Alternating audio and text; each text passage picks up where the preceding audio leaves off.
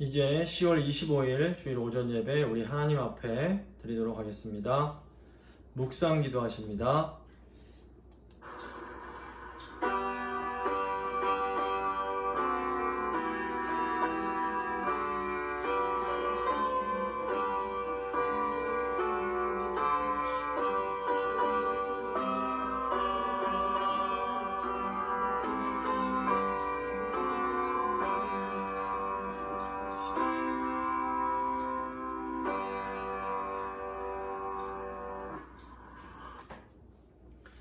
존귀하고 거룩하신 삼위일체 하나님, 우리가 성부, 성자, 성령 하나님을 예배하기 위하여 이 자리로 나왔습니다. 창조주 성부 하나님, 그 위대한 창조의 능력으로 전염병으로 신음하는 이 세상을 고치시고 다시 새롭게 창조하여 주시옵소서. 아멘. 구속주 성자 예수님, 우리를 구원해 주신 그 은혜로 죄로 인해 타락하고 병든 이 땅의 그 죄를 용서하여 주시옵소서. 아멘. 성화주 성령 하나님, 성도를 거룩하게 하시는 그 놀라운 능력으로 이 땅의 교회와 이 세상을 거룩하게 만들어 주시옵소서. 아멘. 이 세상 이 시간 우리가 드리는 예배를 받아주시고 우리에게 풍성한 성령의 열매가 맺힐 수 있도록 주여 도와주시옵소서. 아멘. 감사를 드리며 귀하신 우리 구주 예수 그리스도의 이름으로 기도드립니다. 아멘. 사도신경으로 우리의 신앙 고백하도록 하겠습니다. 나는 전능하신 아버지 하나님 천지의 창조주를 믿습니다. 나는 그의 유일하신 아들 우리 주 예수 그리스도를 믿습니다.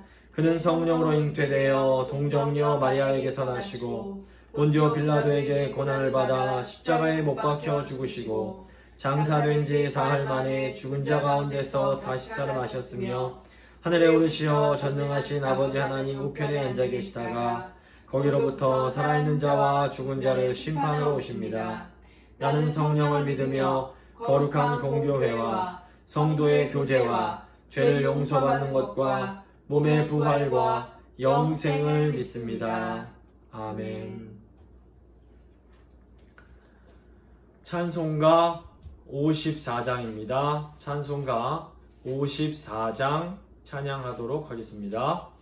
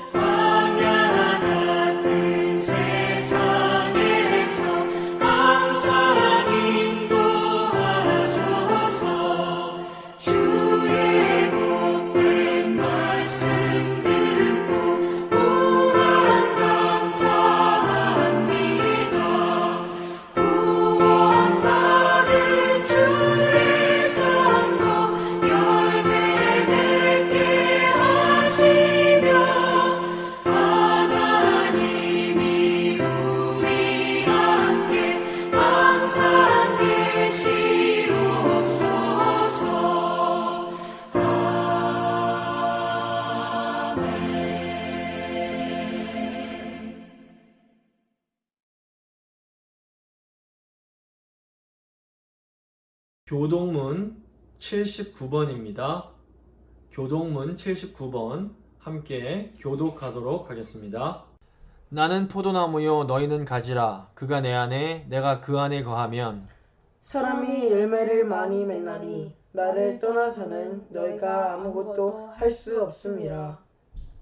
사람이 내 안에 거하지 아니하면 가지처럼 밖에 버려져 마르나니 사람들이 그것을 모아다가 불에 던져 사르느니라. 너희가 내 안에 거하고 내 말이 너희 안에 거하면 무엇이든지 원하는 대로 구하라.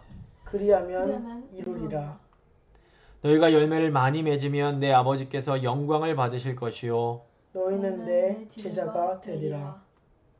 아버지께서 나를 사랑하신 것 같이 나도 너희를 사랑하였으니 나의 사랑 안에 거하라. 내가 아버지의 계명을 지켜 그의 사랑 안에 거하는 것 같이 너희도 내 계명을 지키면 내 사랑 안에 거하는 것 같이. 내가 이것을 너희에게 이름은 내 기쁨이 너희 안에 있어 너희 기쁨을 충만하게 하려 함이라. 아멘. 찬송가 182장입니다. 찬송가 182장 함께 찬양하겠습니다.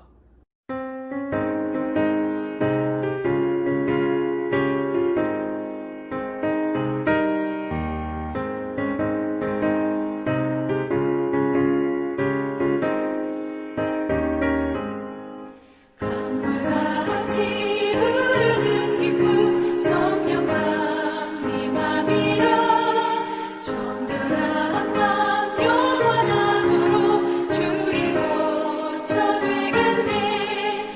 주님 주시는 참된 평화가 내 맘속에 넘치네. 주의 말씀에 거센 풍랑도 잠잠하게 되도다. 나의 생명 소생케 되는 성령이 오심이라. 모든 의심 슬픔 사라져 주의 평강 넘치네. 주님 주시는 참된 평화가 내 맘속에 넘치네. 주의 말씀에 거센 풍랑도 잠잠하게 되도다. 하늘에서 담비 내리고 햇빛 찬란함같이 우리 마음에 성령님만이 주님 보내심이라. 주님 주시는 참된 평화가 내 맘속에 넘치네. 주의 말씀에 거센 풍랑도 잠잠하게 되도다. 생명신에 넘쳐 흘러서 많은 광야 적시니 의의 열매 무르익어서 주수를 기다리네. 주님 주시는 참된 평화가 내 맘속에 넘치네. 주의 말씀에 거센 풍랑도 잠잠하게 되도다. 놀라우신 주의 은혜로 그의 얼굴 뵙겠네. 평화로운 안식처에서 영원토록 쉬겠네. 주님 주시는 참된 평화가 내 맘속에 넘치네. 주의 말씀에 거센 풍랑도 잠잠하게 되도다. 김경복 장로님께서 예배 위에서 기도해 주십니다. 기도하시겠습니다. 별과 해와 달을 운영하시는 창조주 하나님, 모든 질서의 근원이신 주님께서 지나간 시간에도 온 우주에서 미세한 먼지보다도 작은 우리 인생들을 돌봐 주심에 찬양을 드립니다. 언제나 사랑으로 지켜주시고 주의 자녀로 인도하여 주셨음에 감사와 영광을 올려드립니다. 죄되고 더러워진 저희들에게 책임을 묻지 않으시고 한결같은 사랑으로 감싸주시는 주님의 은혜를 바라봅니다. 주님의 한없는 자비에 의지하여 이 모양으로 보여오니 주님의 피 묻은 손으로 저희의 떨리는 심령을 어루만져 주옵소서. 저희에게 더러워져 있는 죄악의 사슬을 십자가의 능력으로 풀어주시옵소서. 교회의 온 성도들은 우러러 하나님을 바라보며 여호와의 이름에 경배하기를 간절히 원합니다. 하늘로부터 입혀지는 거룩한 옷을 입고 예배하게 하옵소서. 주님의 손에 저희의 상한 심령을 의탁하오니 예배의 은혜 속으로 들어가게 하옵소서. 그리하여 보혈의 피로 구속함을 입은 하나님의 자녀임을 확정하여 주옵소서. 강단에서 선포되는 말씀으로 주님 앞에 저의 믿음이 더욱 굳건하게 하시고 지금은 일상의 생활이 어려운 이 시기에도 영의 삶을 살게 하옵소서. 저희들은 주신 말씀에 순종하게 하시고 천국 백성으로서 구별된 결단이 있게 하옵소서. 더욱더 하늘나라의 일에 힘쓰는 거룩한 성도들이 되게 하옵소서. 은혜와 자비하심이 충만하신 하나님, 저희들과 후손들이 살아가야 할 미국을 불쌍히 여기시고 또 사랑을 베풀어 주시옵소서. 하나님의 은혜가 이 민족에게 상상할 수 없도록 베풀어 주셨음에도 불구하고 그 사랑에 감사하지 못하고 천인공노할 배신과 배은을 서슴지 않았던 은행들을 고백합니다. 우상을 숭배하며 더러운 양심으로 살아온 죄도 함께 고백합니다. 이제는 특히 모든 지도자들이 하나님께 영광을 돌리고 여호와의 인자심에 소망을 두며 살게 하옵소서. 은혜의 하나님, 과학이 발달하고 각종 미디어가 발달함이 오히려 우리 자녀들의 눈과 귀를 썩게 하는 향락과 타락이 문화로 위장하여서 유혹을 하고 있습니다. 자비하신 하나님, 자녀는 아직도 옳고 그름의 판단이 정하지 않고 정체성도 형성되지 않았는데 어른들의 비양심적인 행동 때문에 만들어진 수많은 잔혹한 게임들, 건전하지 않는 영상물들, 잘못된 유행과 사치에 심히도 노출되어 있습니다. 새가 머리 위를 날아갈 수는 있지만은 둥지를 털지 못하도록 해야 하듯이 새가 지나갈 수는 있어도 둥지를 털지 못하게 해야 한다는 누트의 고백과 같이 자녀들이 자신의 마음에 둥지를 털지 않도록 아무 생각 없이 따르지 않도록 거절할 수 있는 용기를 주시며 분별의 영을 주시옵소서. 나아가 잘못된 수많은 대패의 영상을 만드는 사람들을 막아 주시옵소서. 주님, 자녀들이 주님이 만드신 아름다운 것을 볼 수 있는 눈을 갖게 하시고 좋은 것만 생각할 수 있는 마음을 갖게 하옵소서. 몸으로 마음으로 더러운 죄 안에 거하지 않게 하시고 건강한 정신과 몸으로 하나님을 찬양하며 섬기는 거룩한 자녀들 되게 하여 주시옵소서. 강단에 세우신 목사님에게 성령께서 함께 역사하여 주시옵소서. 모든 말씀 예수님 이름으로 기도드립니다. 아멘.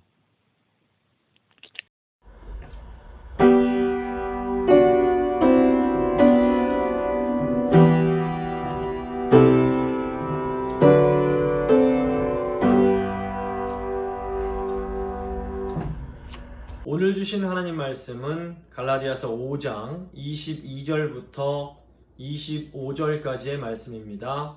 갈라디아서 5장 22절부터 25절까지의 말씀입니다. 제가 봉독해 드리겠습니다. 오직 성령의 열매는 사랑과 희락과 화평과 오래 참음과 자비와 양선과 충성과 온유와 절제니 이 같은 것을 금지할 법이 없느니라. 그리스도 예수의 사람들은 육체와 함께 그 정욕과 탐심을 십자가에 못 박았느니라. 만일 우리가 성령으로 살면 또한 성령으로 행할지니. 아멘. 이제 특별 찬양 순서가 되겠습니다.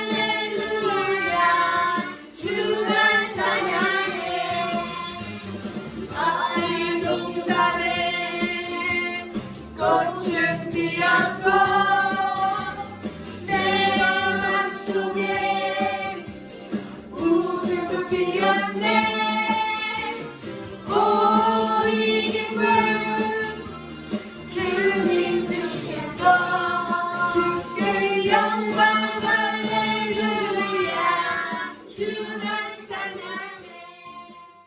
오늘은 성령의 열매라는 제목으로 하나님 말씀 함께 나누고 기도하도록 하겠습니다. 사도 바울에 따르면 우리가 성령을 따라서 행하면 우리 안에 성령의 열매가 맺혀지게 됩니다. 그런데 우리가 육체의 욕심, 우리의 죄성을 따라서 행하면 우리 안에서 육체의 일들이 나타나기 시작합니다. 그런데 바울은 우리가 성령을 따라 행하고 성령의 인도를 받게 되면 성령의 일들이 나타나는 것이 아니라 성령의 열매가 맺힌다라고 설명을 합니다. 바울이 육체의 일이라고 표현했으면서 똑같이 성령의 일이라고 표현하지 않고 성령의 열매라고 표현한 것에는 아주 중요한 의미가 들어 있습니다. 그래서 오늘 본문 말씀을 통해서 우리가 성령을 따라 살아갈 때에 우리 안에서 자라게 하시는 성령의 열매가 무엇인지 그것에 대해서 한번 좀 잘 생각해보고 같이 기도하도록 하겠습니다. 세 부분으로 나눠서 오늘 본문 살펴볼 텐데 첫 번째는 열매의 의미입니다. 두 번째는 성령의 열매, 세 번째는 열매의 성장입니다. 열매의 의미, 성령의 열매, 열매의 성장입니다. 먼저 열매의 의미에 대해서 생각을 해보도록 하겠습니다.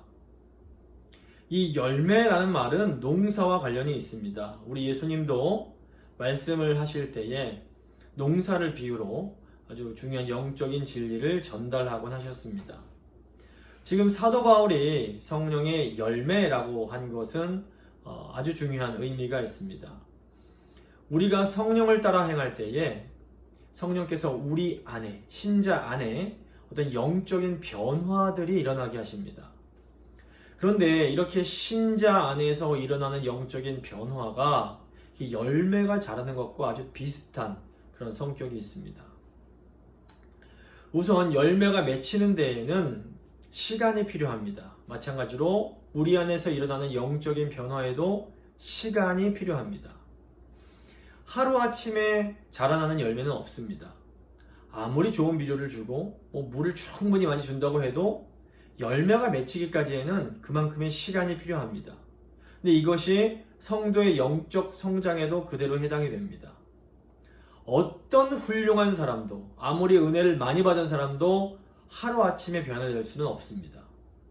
그런데 이제 많은 분들이 자기 자신이나 또 자기가 사랑하는 사람들이 빨리 변화되지 않는 것을 보면서 너무 답답해하고 힘들어 하시는 경우가 많습니다. 그런데 이 영적인 성장에는 반드시 시간이 필요합니다. 이 사도 바울을 보면 이제 다메섹 도상에서 부활하신 예수 그리스도를 만나고 아주 급격한 회심을 경험하게 됩니다. 이 사건은 이 바울의 인생에 있어서 터닝 포인트라고 할 수 있습니다. 물론 바울은 이미 구약 성경에 아주 능통한 사람이었기 때문에 이 사건 하나로 바울의 세계관 자체가 아주 급격하게 변화가 됩니다. 그러니까 바울은 그동안 자신이 가지고 있었던 율법주의적인 유대교적 종교관을 버리고 은혜의 복음을 받아들이게 됩니다. 근데 이렇게 완전히 모든 것이 변화한 사도 바울에게도 영적으로 성장하는 데는 시간이 필요했습니다.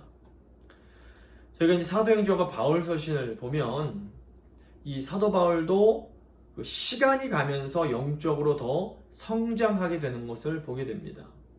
회심 전에 열심히 그리스도인들을 핍박했던 바울은 회심한 이후에도 그 급하고 단호한 성격을 당장 버리지는 못했습니다.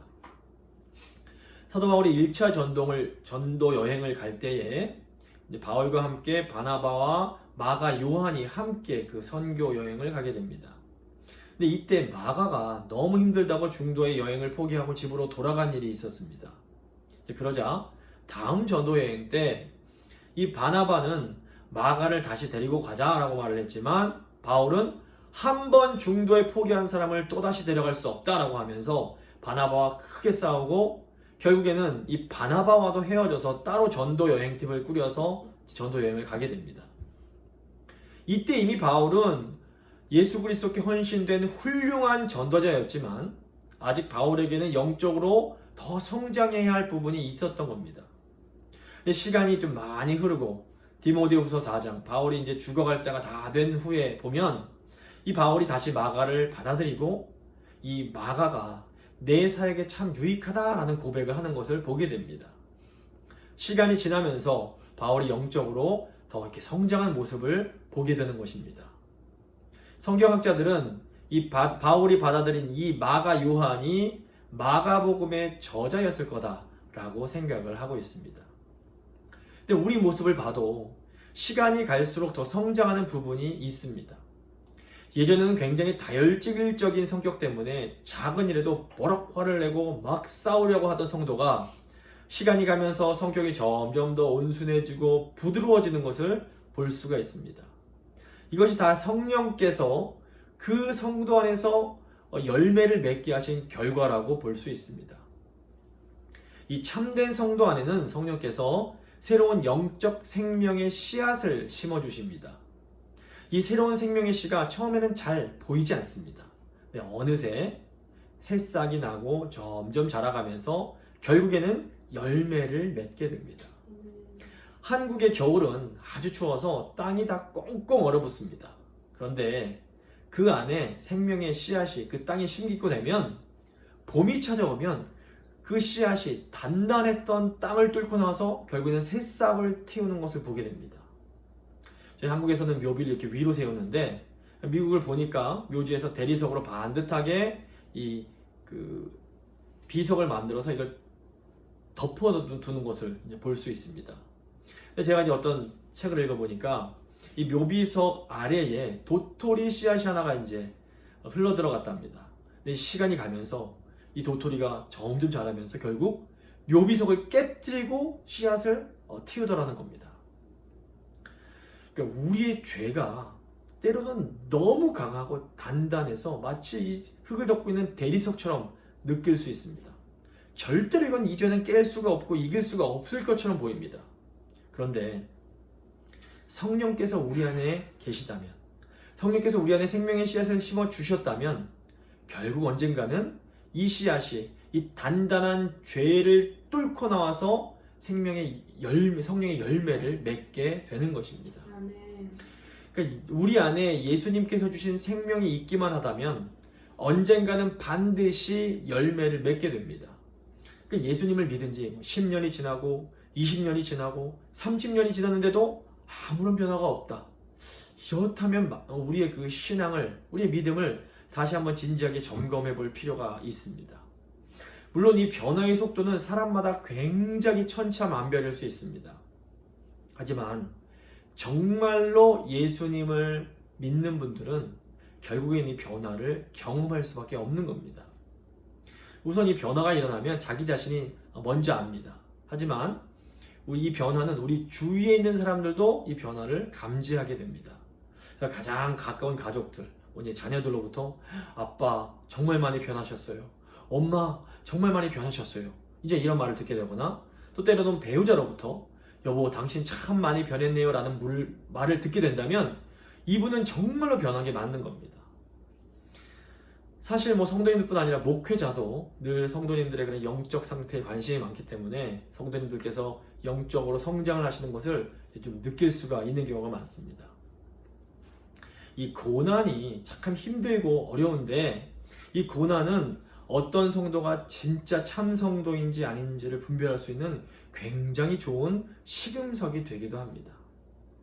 그래서 이 코로나라는 상황이 참 힘들고 어렵지만 어떤 의미에서 보면 우리 신앙이, 우리가 예수님을 향한 그 사랑이 진짜인지 가짜인지 또 이렇게 점검해 볼 수 있는 기회가 되는 겁니다. 이제 목사로서 이제 제가 저희 교회 성도님들을 보면 이 코로나라는 고난의 상황 속에서도 하나님이 주시는 평안을 누리시면서 이렇게 점점 영적인 열매를 조금씩 맺어가시는 것을 제가 보게 됩니다. 이 목회자로서 얼마나 하나님께 감사하고 기쁜지 모르겠습니다. 또 이 사도 바울이 이제 성령의 열매라고 할 때에 이제 9가지 성품을 말하면서도 성령의 열매들이라고 하지 않고 단수인 성령의 열매라고 표현을 합니다. 여기에도 또 굉장히 중요한 의미가 있습니다. 진정한 성령의 열매는 이 9가지 성품이 다 같이 자라나는 겁니다. 한 가지 성품만 자라고 다른 성품은 안 자라고 이런 일은 있을 수가 없는 겁니다.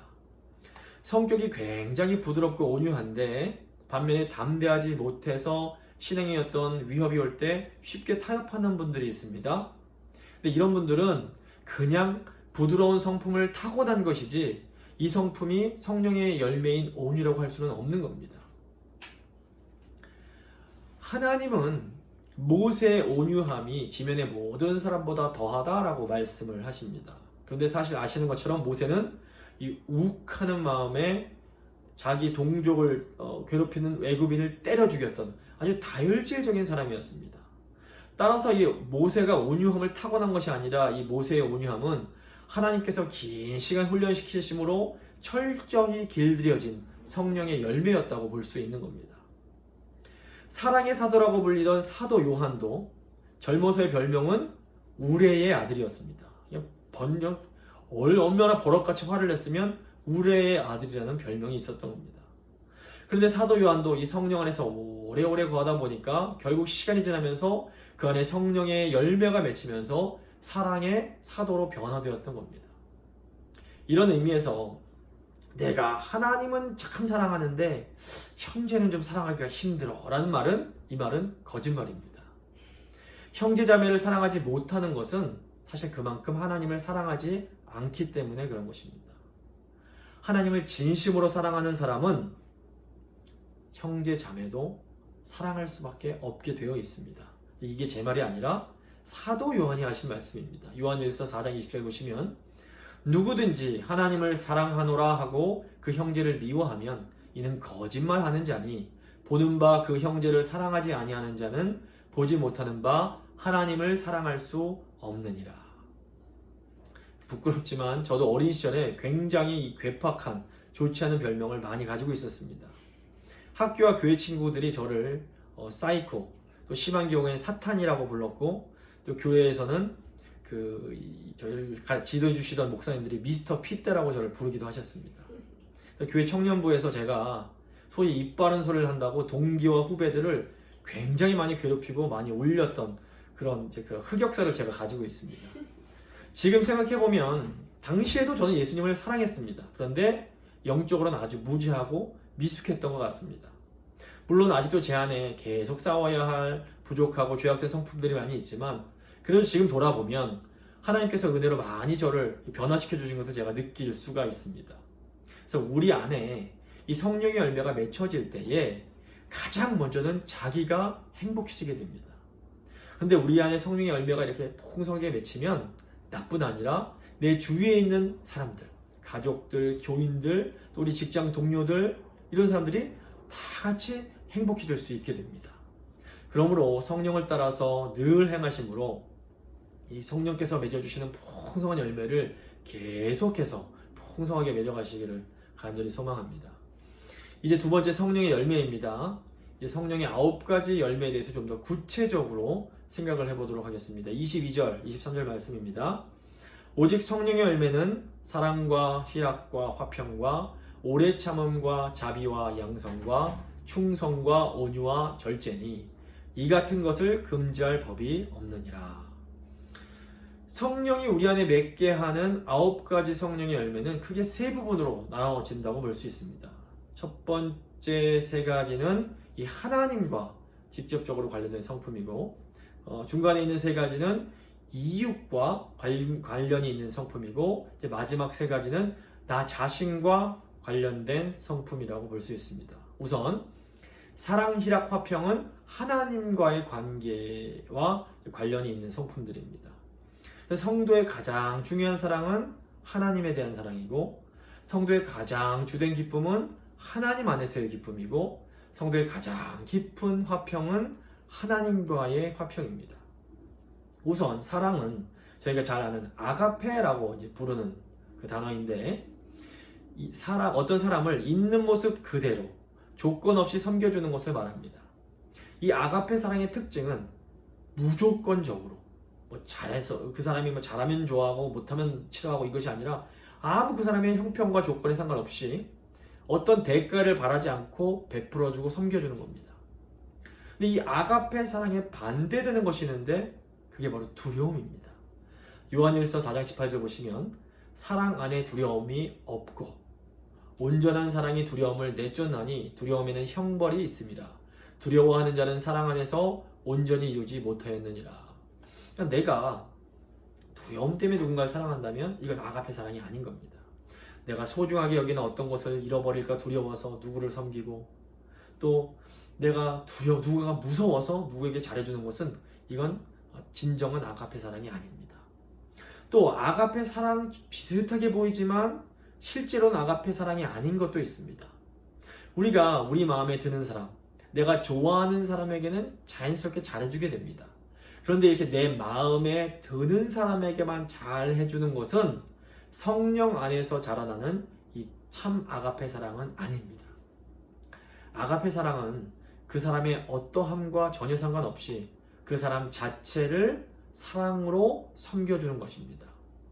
그러니까 사랑받을 자격이 전혀 없는 우리를 이 모습 이대로 사랑해 주시고 우리를 위해서 기꺼이 생명을 내어주신 예수님의 사랑이 바로 아가페 사랑이었습니다. 그래서 이 땅에서 아가페 사랑과 가장 비슷한 사랑이 바로 자녀를 향한 부모님의 사랑이라고 할 수 있습니다. 부모님이 자녀를 사랑할 때에 어떤 대가를 바라고 자녀를 사랑하거나 또는 그 자녀의 어떤 조건 때문에 자녀를 사랑하는 것이 아닙니다. 부모님은 설령 자녀가 마음에 들지 않는 행동을 하고 속을 썩일 때에도 여전히 무조건적으로 자녀를 사랑해 줍니다.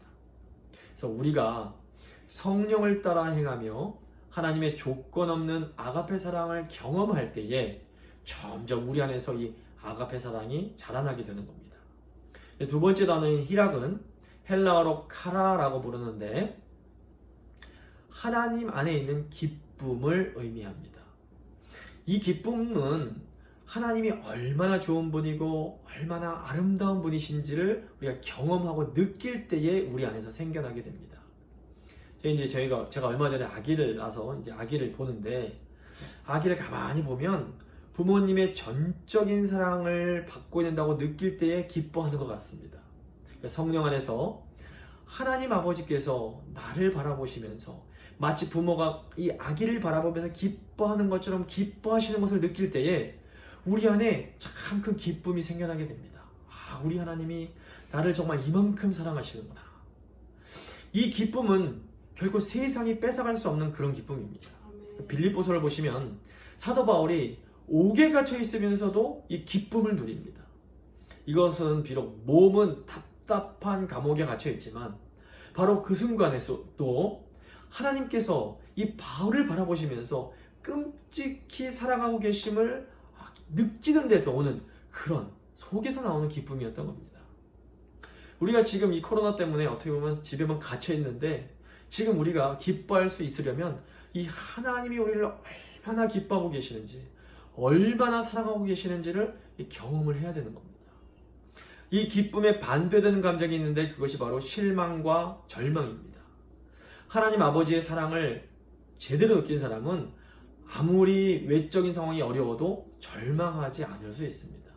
그러니까 내 상황이 좋고 내가 원하는 대로 모든 일이 잘 풀릴 때에만 기뻐하는 것은 이것은 하나님이 주시는 기쁨이 아닌 가짜, 내가 어떻게 보면 세속적인 기쁨이라고 할 수 있습니다. 이 기쁨은 우리에게 좋은 것을 주시는 하나님 아버지의 그 사랑 때문에 기뻐하는 것이 아니라 어떻게 보면 하나님이 주시는 선물 때문에 기뻐하는 겁니다. 이렇게 하나님이 주시는 것을 기뻐하는 사람은 하나님께서 내가 원하는 것을 주시지 않으면 기뻐하지 않게 되는 겁니다. 셋째로 화평이라는 단어는 헬라어로 아이레네라고 하는데 한국말로는 평화 또는 평안으로도 번역이 됩니다. 이 화평은 변하는 주변 상황이 아니라 내가 하나님의 그 크신 지혜와 돌보심 안에 있다는 것을 확신하는 가운데 누리는 참된 안식을 의미합니다. 이 화평은 하늘에 계신 하나님께서 우리에게 직접 내려주시는 정말 하늘에서 오는 평안인 겁니다. 요한복음 14장 27절 보시면 예수님께서 평안을 너희에게 끼치노니 곧 나의 평안을 너희에게 주노라. 내가 너희에게 주는 것은 세상이 주는 것과 같지 아니하니라. 너희는 마음에 근심하지도 말고 두려워하지도 말라 라고 말씀하십니다. 근데 예수님께서 주시는 이 평안을 누리지 못하는 상태가 바로 불안과 걱정입니다. 그러므로 우리가 자꾸 무언가에 불안해하고 있고 걱정을 하고 있다면 이것은 사실 우리가 성령을 따라서 살지 못하고 있다는 증거가 됩니다. 이때는 빨리 돌이켜서 회개하고 성령님의 인도하심을 받는 그런 삶을 회복해야 되는 겁니다. 근데 우리가 또 조심해야 될 것이 있는데 무관심하고 무심한 상태를 평안으로 착각하는 겁니다. 어떤 사람은 그냥 생각을 안 해버립니다. 그러면서 모든 게 잘 되겠지 이렇게 자기 최면을 걸면서 거짓 평안을 누립니다. 근데 이런 위장된 평안은 결국에는 깨져버리고 우리를 큰 이렇게 절망으로 빠뜨리게 됩니다. 그래서 우리가 주님이 주시는 참된 평안을 누리려면 항상 성령과 말씀 안에 머물러야 합니다.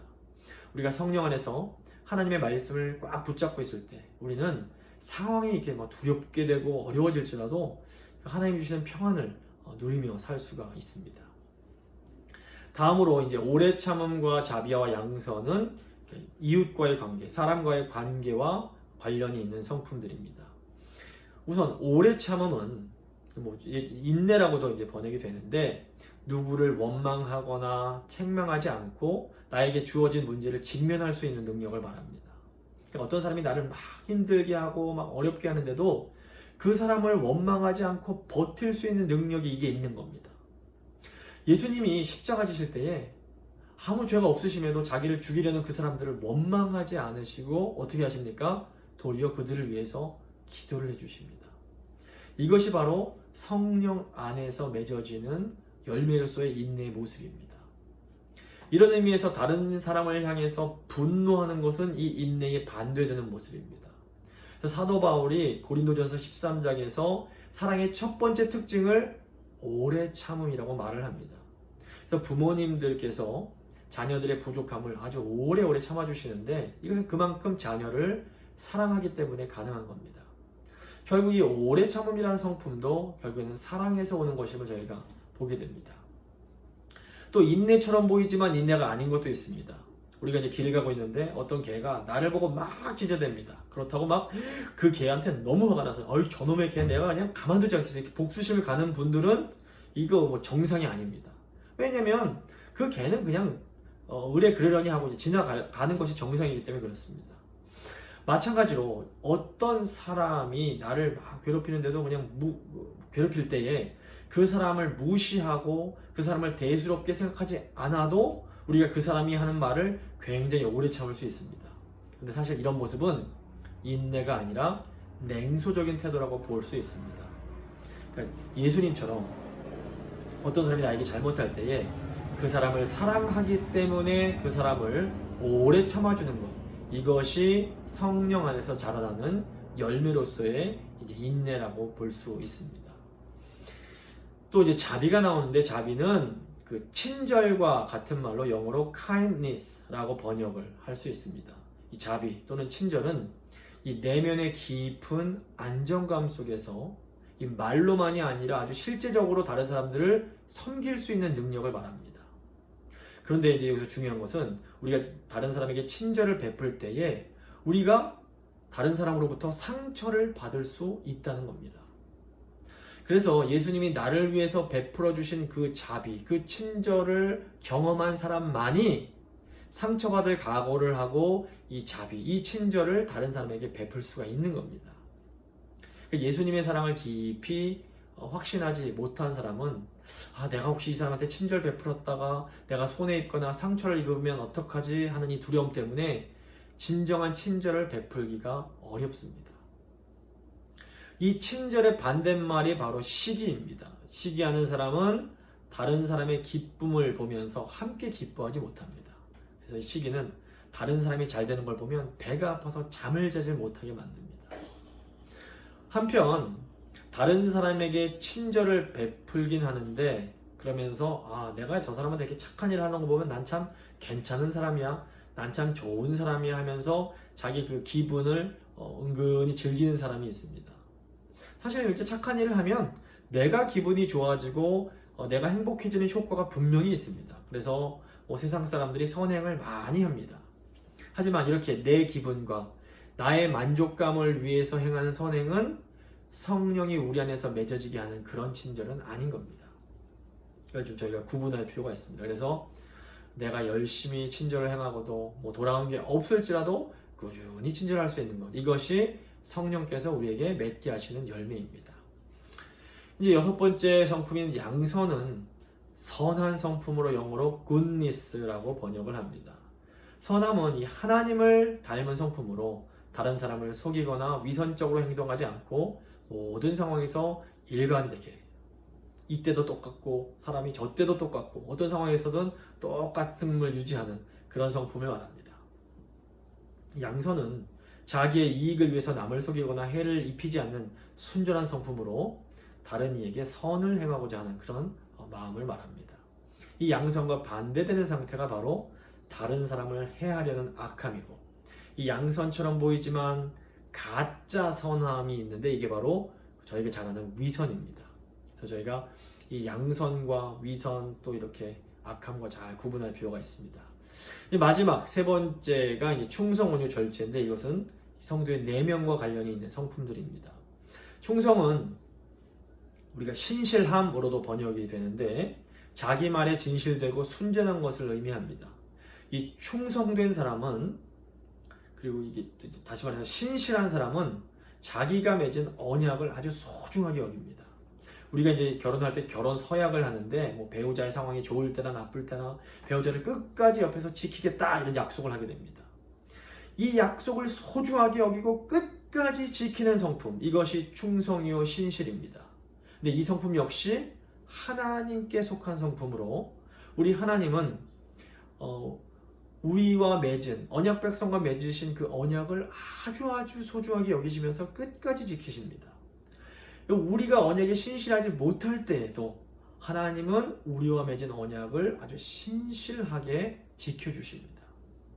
이 충성, 이 신실함에 반대되는 것이 있는데 그게 바로 기회주의입니다.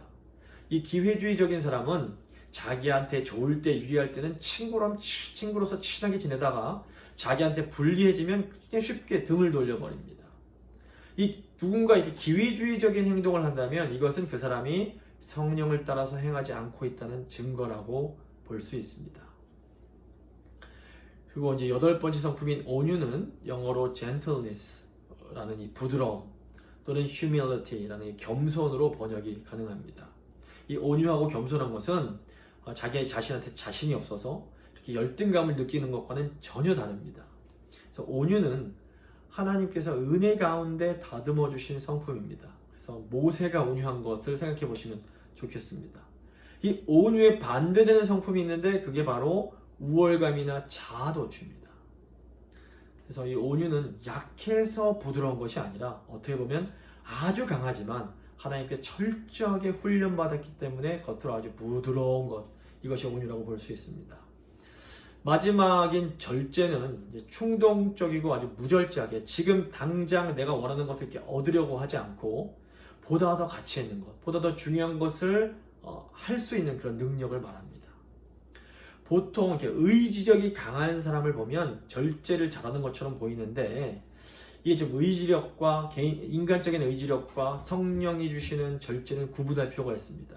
의지력이 강한 사람일수록 내가 뭔가 이렇게 컨트롤하고 있다, 내가 나 자신을, 나의 시간을, 나의 능력을 잘 컨트롤할 수 있다는 것에 대해서 자부심을 가지고 굉장히 교만하고 자기의 의에 충만하기가 쉽습니다. 하지만 성령의 열매는 절제는 내 능력이 아니라 성령님의 도우심으로 이 육체의 죄성을 따르지 않는 거기 때문에 잘 절제를 하면서도 교만해지질 않습니다. 이게 굉장히 중요한 특성입니다. 그래서 바울이 말하는 이런 성령의 열매는 우리가 육체의 욕심을 따르지 않고 성령님의 인도를 받을 때에 우리 안에 맺혀지게 되는 성품들입니다. 그렇다면 이제 마지막 질문이 남습니다. 우리는 어떻게 해야 이렇게 성령님의 인도를 잘 받으면서 우리 안에 성령의 열매를 풍성히 맺어갈 수 있을까? 이제 3번째, 열매의 성장입니다. 24절 말씀입니다. 그리스도 예수의 사람들은 육체와 함께 그 정욕과 탐심을 십자가에 못 박았느니라. 우선 우리 안에 성령의 열매가 잘 맺히려면 우리의 육체, 곧 우리 안에 있는 죄악된 성품을, 죄악된 본성을 십자가에 못 박아야 됩니다. 그런데 이제 저희가 지난주에 살펴봤던 것처럼 이 정욕과 탐심은 우상 숭배와 밀접한 관련이 있습니다. 우리의 육체, 곧 우리의 죄성을 십자가에 못 박는다라는 것은 우리가 섬기고 있던 우상을 제거해내는 것을 의미합니다. 그러니까 우리가 하나님보다 더 소중하게 생각하는 것이 무엇인지를 잘 곰곰하게 생각해서 그것을 마음에서 제해야 합니다. 그렇다면 내가 하나님보다 더 소중하게 섬기는 우상을 어떻게 알 수 있을까요? 내가 살면서 무엇 때문에 근심하고 무엇 때문에 걱정하고 무엇 때문에 불안해하는지를 잘 살펴보면 됩니다. 저희가 아까 살펴본 것처럼 근심, 걱정은 성령의 열매인 기쁨과 반대되는 것이고 불안은 평안과 반대되는 것입니다. 만약에 내가 계속해서 끊임없이 돈 때문에 근심하고 돈 때문에 걱정하고 돈 때문에 불안해한다면 그것은 내가 하나님이 아니라 돈을 우상으로 섬기고 있다는 가장 강력한 증거가 됩니다. 또 만약 내가 자녀 때문에 근심하고 자녀 때문에 걱정하고 자녀 때문에 불안해한다면 우리가 자녀를 우상으로 섬기고 있기 때문에 그렇습니다. 이 외에도 내가 나를 계속 근심하게 하고 불안하게 만든 그것이 무엇인지를 잘 생각해야 됩니다. 우상은 우리에게 두려움을 주고 하나님께서 우리에게 주시는 참된 기쁨과 평안을 빼앗아갑니다. 그러니까 우리가 우상을 섬기고 있을 때에는 우리가 규칙적으로 꼬박꼬박 주일마다 교회를 다니고 예배를 드리고 해도 계속해서 근심하고 불안해할 수밖에 없는 겁니다. 그러므로 성령의 열매를 맺으려면 우리가 마음에 품고 있는 이 우상을 버리는 결단을 할 필요가 있습니다. 이렇게 우리가 우상을 버리는 것, 우상을 버리기로 결단하는 것, 이것이 주님께서 우리에게 원하시는 참된 회개입니다. 아멘. 감정적으로 막 잘못했습니다 해도 여전히 우상을 마음에 품고 있다면 이것은 아직 온전한 회개가 될 수 없는 겁니다. 25절입니다. 만일 우리가 성령으로 살면 또한 성령으로 행할지니. 둘째로 우리 안에 풍성한 성령의 열매가 맺히려면 우리는 성령으로 행해야 합니다. 여기 성령으로 행한다라는 것은 자원하는 마음으로 적극적으로 하나님 말씀에 순종하는 것을 말합니다. 이제 이것은 율법주의자들이 하나님 말씀인 율법을 지키는 것과는 전혀 차원이 다른, 전혀 다른 순종입니다. 저희가 잘 아는 것처럼 율법주의자들도 하나님의 말씀인 율법을 지킵니다. 그런데 율법주의자들이 순종하는 것은 이 하나님의 말씀을 지키지 않으면 하나님으로부터 벌을 받고 율법 지키지 않으면 지옥에 갈 것이 두렵기 때문에 억지로 힘들게 어금니를 악물고 지키는 그런 순종인 겁니다. 그러니까 율법주의자들은 율법을 잘 지켜내도 이것도 문제가 됩니다. 율법주의자들은 율법을 잘 지키면 잘 지킬수록 점점 더 교만해지고 자기의 의로 가득 차게 됩니다. 그래서 자기들처럼 율법을 잘 지키지 못하는 사람들을 보면 아주 무섭게 비난을 하고 정죄를 해야 됩니다. 아이 저 사람 저거 교회 다닌다면서 저것도 제대로 못하고 말이야. 이런 말들이 늘 입에서 가득한 겁니다. 예수님 당시 바리새인들이 바로 이런 율법주의자들의 특징을 가장 전형적으로 보여주는 사람들입니다. 하지만 그리스도인들이, 성도들이 성령 안에서 하는 순종은 이와는 전혀 다른 순종입니다. 성도는 하나님의 사랑을 받고 구원받은 하나님의 자녀로서 사랑하는 아버지를 기쁘시게 하기 위하여 아주 기쁘고 즐거운 마음으로 순종을 합니다. 아멘. 며칠 전에 저희 이제 막내 아들이 시키지도 않았는데 저에게 다가와서 저를 꼭 안아줬습니다. 이 아이가 저를 안아준 것이 자기가 아빠를 안아주지 않으면 아빠가 나를 혼내고 나를 맴매 때렸겠지 하고 두려워서 안아준 것이 아니었습니다. 아이가 저를 안아준 것은 그냥 아빠가 좋고 아빠를 사랑하기 때문이었습니다. 마찬가지로 성도들이 하나님 아버지의 말씀에 순종하는 것은 하나님의 말씀을 지키지 않으면 날 지옥에 보내실 거야. 내가 이 말씀 순종하지 않으면 나에게 벌 주실 거야. 두려워서 지키는 것이 아닙니다. 겁이 나서 지키는 것이 아닙니다. 우리가 하나님의 말씀을 지키고 하나님의 말씀에 순종하는 것은 우리를 은혜로 구원해 주신 하나님 아버지가 너무 좋고 그 아버지를 너무 사랑하기 때문에 아버지를 기쁘시하기 위하여 기쁜 마음으로 자발적으로 순종하는 겁니다. 말씀을 마무리 짓도록 하겠습니다. 우리가 성령을 따라 행할 때에 우리 안에 일어나는 변화는 이 열매가 맺히는 것과 굉장히 비슷합니다.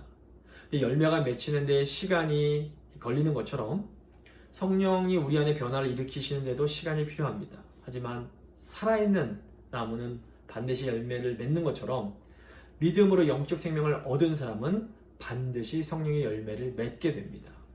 우리가 우상을 버리고 하나님 아버지를 사랑함으로 순종하면 우리 하나님께서 우리에게 풍성한 복을 주시고 우리 안에 풍성한 성령의 열매를 맺어지게 하십니다.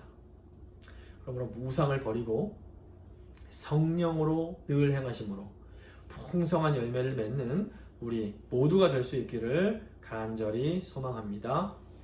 이제 믿음의 기도 잠시 드리도록 하겠습니다.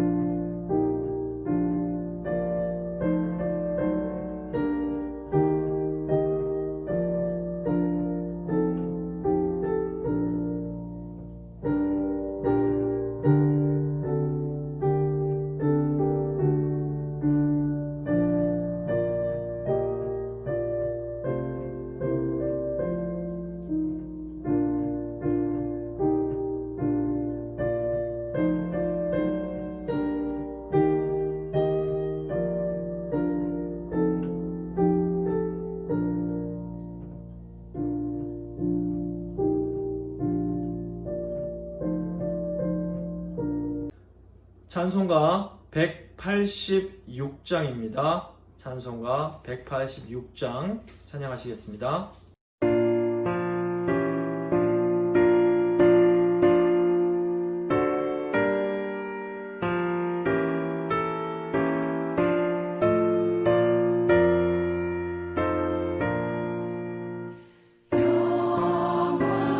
영화로우신 주 성령 나의 마음 비추사 어둠 몰아내시고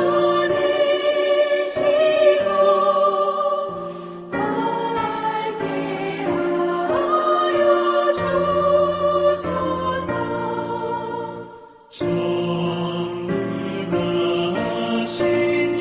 주 성령 성결하게 하시고 나의 마음을 살피사 죄를 면해 주소서.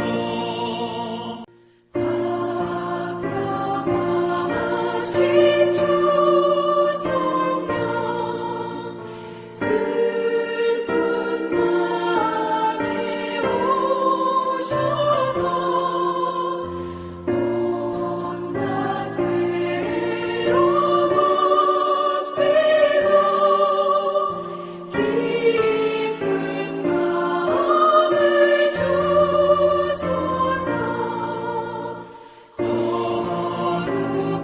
거룩하신 주 성령 나의 맘에 계시사 만명되는 일 없애고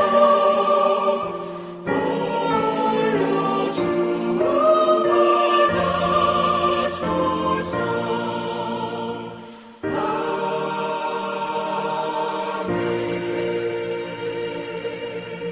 주받아소서. 기도하시겠습니다. 하나님, 우리에게 성령을 통해 영적인 생명을 심어주시고 성령의 열매를 맺으며 살아갈 수 있게 하심에 감사드립니다. 우리가 우리의 우상을 버리고 하나님의 말씀에 기쁨으로 순종함으로 더 풍성한 성령의 열매를 맺으며 살아갈 수 있도록 주여 함께하여 주시옵소서. 하나님 은혜 감사하여 예물드린 손길 기억하여 주시고 그 삶 가운데 더 풍성한 것으로 채워주시며 하나님께 더 드리고 싶지만 드리지 못하는 연약한 백성들의 마음을 받아주시고 힘을 더하여 주시고 더 풍성한 것들로 그 삶을 채워주시기 원합니다. 하나님, 저희 성도님들 이 코로나 상황 속에서 눈동자처럼 지켜주시고 영적으로 지켜주실 뿐 아니라 육적으로도 강건케 하셔서 늘 하나님 주시는 그런 평안 가운데 거하실 수 있도록 주여 함께하여 주시옵소서. 우리의 다음 세대들도 기억하여 주시고 다음 세대들도 늘 성령의 열매를 맺으며 살아갈 수 있도록 주여 함께하여 주시옵소서. 주님, 이제 잠시 며칠 후면 이 미국의 새로운 대통령이 선출되게 됩니다. 하나님께서 원하시는 하나님을 기쁘시게 할 좋은 지도자가 선출될 수 있도록 주여 이 땅을 굽어보시고 은혜 베풀어 주시옵소서. 감사드리며 귀하신 우리 구주 예수 그리스도의 이름으로 기도드립니다. 아멘. 광고 말씀 드리겠습니다. 지난주에 광고 드린 것처럼 공원에서 EM 청년들과 교제를 잘 나누었습니다. 늘 청년들 위해서 기도해 주셔서 감사드리고 앞으로도 계속해서 우리 다음 세대 청년들이 믿음 안에서 잘 성장할 수 있도록 기도해 주시기를 부탁드립니다.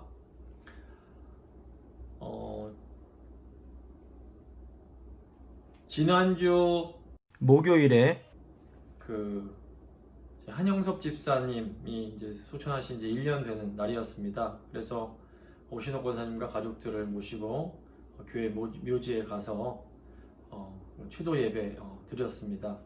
오신호 권사님께서 코로나 때문에 이제 밖에 외출도 못하시고 계속 혼자 집에 이제 거하셔야 되는데 외롭지 않으시도록 늘 성령과 함께 하시도록 계속해서 기도해 주시기를 부탁드립니다.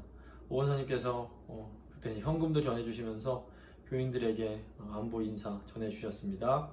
생각하시고 늘 기도해 주시기 부탁드립니다. 또 이제 중요한 광고 하나 드려야 될 것 같은데 이번 주 금요일이 저희 이원한 장로님의 구순 생신이 됩니다. 그래서 이제 뭐 코로나가 없으면 다 같이 또 이렇게 모여서 예배 드리면 좋을 텐데 그러지 못해서 저희가 이제 목요일날 모임하는 것처럼 줌으로 한국과 또 이제 브라질에 있는 이 가족들과 함께 이렇게 예배를 드리려고 합니다. 장로님 하나님 은혜 가운데 지금 이렇게 건강하게 지내오셨는데 계속 장로님 주 안에서 강건하실 수 있도록 기도해 주시고 이제 금요일이 구순이니까 굉장히 의미 있는 생신이니까 전화하셔서 축하해 주시고 또 장로님의 건강과 모든 것 위해서 계속 기도해 주시기를 부탁을 드립니다. 저희가 매주 목요일 저녁 8시에 온라인 모임하고 있습니다. 시간 되시는 분들은 함께 참석하셔서 은혜 나눠주시기 부탁드립니다. 그리고 성경 읽기와 성경 필사도 계속해서 지속해 주시기를 부탁을 드립니다.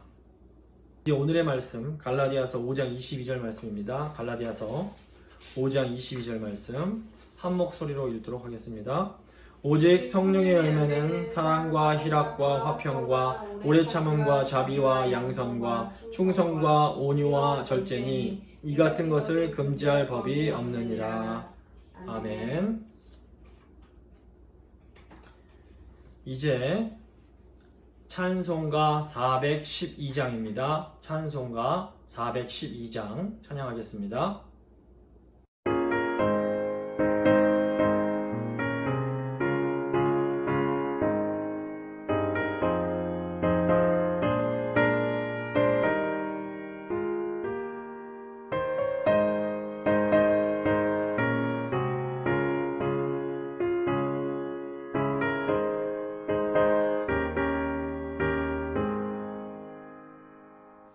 내 영혼의 그